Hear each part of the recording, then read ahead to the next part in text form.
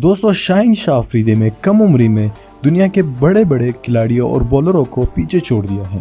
शाहीन शाह की बॉलिंग को कोई भी बैट्समैन, चाहे वो कितना भी बड़ा बैट्समैन हो, फेस करने से डरता है।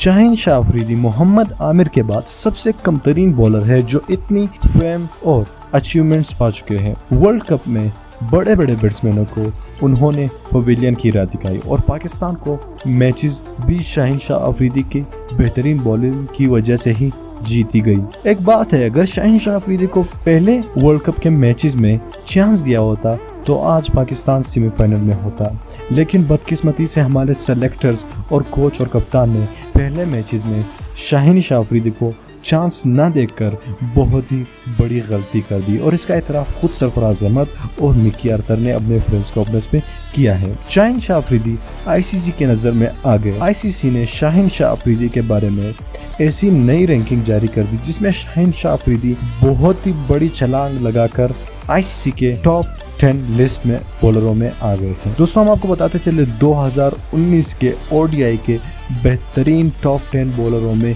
शाहीन शाह अफरीदी का नाम भी आ गया है।